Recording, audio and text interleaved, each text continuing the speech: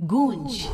रात के ठीक 1 बजे तेज बारिश और कड़कड़ाती बिजली में अपने घर की बालकनी में खड़ी सुमन खोई खोई कुछ सोच रही थी। अंदर आ जाओ ना।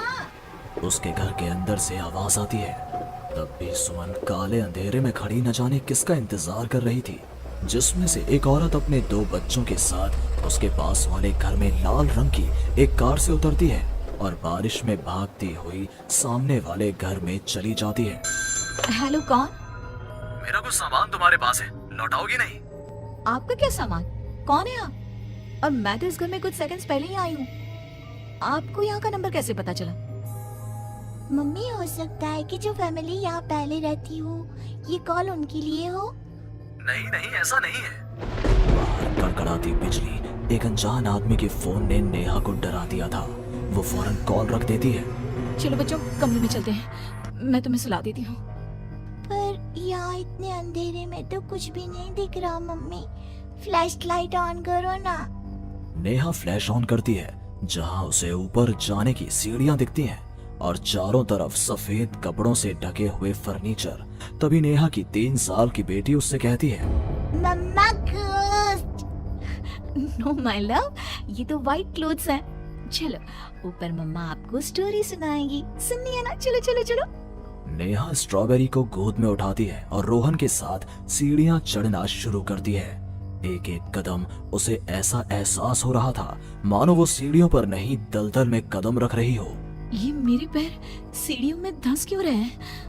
बहुत देर चलने के बाद सीढ़ियां खत्म होती हैं। ऐसा लग रहा है मानो मैं जन्मों से बस चल ही रही हूँ। जैसे तैसे थकी हारी नेहा ऊपर कमरे में पहुंचती है। जैसे ही फ्लैश बेड पर पड़ता है, वो देखती है कि उसके दोनों बच्चे पहले से ही बिस्तर पर सो रहे हैं। मेरा सर चकरा रहा है। बच्चे तो मेरी गोद में थे, यहाँ कैसे आ गए? और वो भी मुझसे पहले।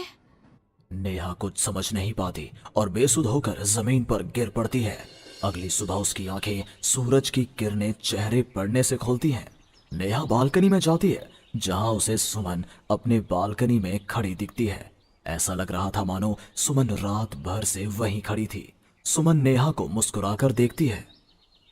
हेलो, मैं यहाँ कल ही शिफ्ट हुई हूँ। मेरे हस्बैंड का यहाँ ट्रांसफ़र हुआ है। आसपास कहीं घर ही नहीं मिला, तब 40 किलोमीटर दूर यहाँ ये घर मिला। आप यहाँ पर कब से हैं? पता नहीं, सालों हो गए, यहाँ कोई आया ही नहीं। पर अब तुम आई हो तो राहत सी लगी। आओ ना घर पर। हाँ हाँ, क्यों नहीं, मुझे भी कंपनी मिल जाएगी। वैसे कल रात ना यहाँ कुछ अजीब महसूस किया मैंने। मैं आकर बताती हूँ।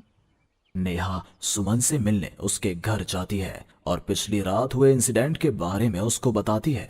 ये तो कुछ भी नहीं है नेहा, ऐसे तो कई इंसिडेंट्स मेरी एक फ्रेंड के साथ भी हुए हैं और रोज होते ही हैं। सुमन अपनी कार में बैठी अपने नए ठिकाने की ओर बढ़ रही थी। जंगल के बीच से गुजरती वो खुद से कहती है, ये सिविल इंजीनियर्स की लाइफ ना बड़ी मुश्किल है। कहाँ जंगल झाड़ी में रहना पड़ेगा। कार एक घर के पास रुकती है। लीजिए मैडम, हम आ गए। आपको कुछ जरूरत हो तो मुझे कॉल कीजिएगा, मैं ये बगल वाले घर में ही हूँ। सुमन घर के अंदर जाती है। डाइनिंग टेबल पर पहले ही खाना रखा हुआ था, पानी का ग्लास भी, टीवी ऑन ही था। ऐसा लग रहा था मानो अभी अभी यहाँ कोई था या है। चलो, कंपनी अच्छी है, सब अरेंजमेंट्स मेरे आने के पहले ही कर रखे हैं। सुमन खाने की टेबल पर बैठती है, जहाँ 5 लोगों का खाना परोसा हुआ था। 5 प्लेट किसके लिए सर्व कर दिया? हाथ है। सुमन अपनी प्लेट से खाना शुरू करती है और उसी वक्त बाकी 4 प्लेटों से भी खाना गायब होने लगता है। प्रमिल, कहाँ हो तुम प्रमिल? सुमन भागती हुई अपने ड्राइवर के घर पर जाती है।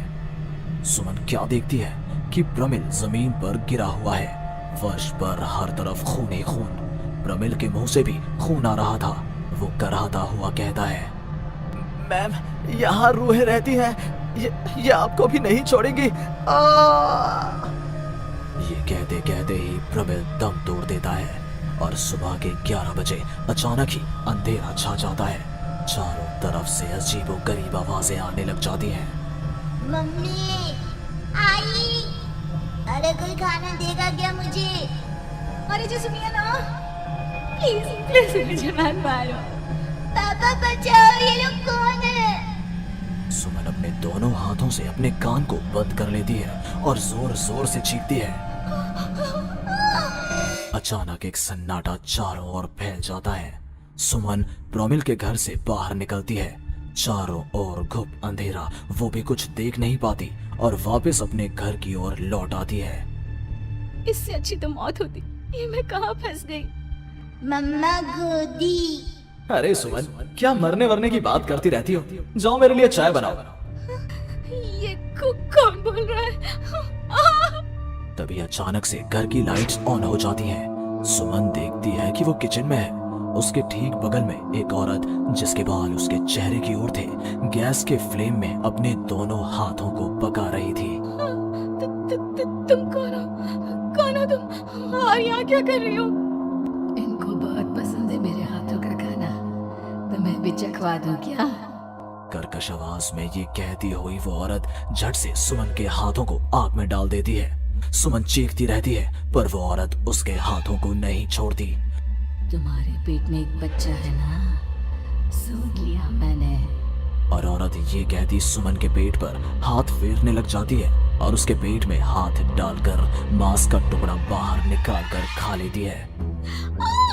मेरा बच्चा। ये तो कुछ भी नहीं, उधर देखो। वो औरत दीवार की तरफ इशारा करती है। दीवार पर खून के ऐसे धब्बे थे मानो नवजात शिशुओं को उसी दीवार पर पटक पटक कर मार दिया गया हो। तभी वहां लगभग 5 साल का एक बच्चा आता है। उसका शरीर पूरा सफेद और आंखें काली थी। माँ, भूख लगी है। वो औरत अपने आग में सेके हुए हाथ को वहीं पास में पड़े चाकू से काटकर बच्चे को खाने को दे देती है। सुमन तो समझो अब मर ही चुकी थी। इतना कुछ देखने के बाद कौन ही जिंदा रह सकता था? अब उसका शरीर भी गवाही दे रहा था। एक कदम भी चलना मुश्किल था। वो दीवार को पकड़ पकड़ कर बाहर हॉल में आती है, जहां डाइनिंग टेबल पर 5 लोगों को बैठा देखती है। बिना सर का एक आदमी टेबल पर अपने बीवी और 3 बच्चों के साथ बैठा था। सभी सुमन की ओर देखते हैं। मम्मी, तुम मेरी मम्मी बनोगी। यहाँ हमारी जैसे बहुत से लोग रहते हैं, बहुत सारे। फिर उस लड़की का क्या हुआ? वो अब जिंदा है? हाँ, उन लोगों को एक जिंदा इंसान भी चाहिए था, जिसे वो रूहें रोज मारे, रोज। पता नहीं कितनी ही रूहें हैं, आज भी 1-2 तो दिखी जाती हैं। वो लड़की तो बस निकलने का राह ढूंढ रही है, पर वो निकलेगी कैसे? क्या कोई तरीका है? हाँ, किसी और को उन रूहों के हवाले कर देना, यही एकमात्र रास्ता है। तो उसने किसे उन आत्माओं के हवाले किया? किया नहीं, अब करेगी। तुम्हें ये वही घर है और वो लड़की मैं हूँ। अलविदा नेहा।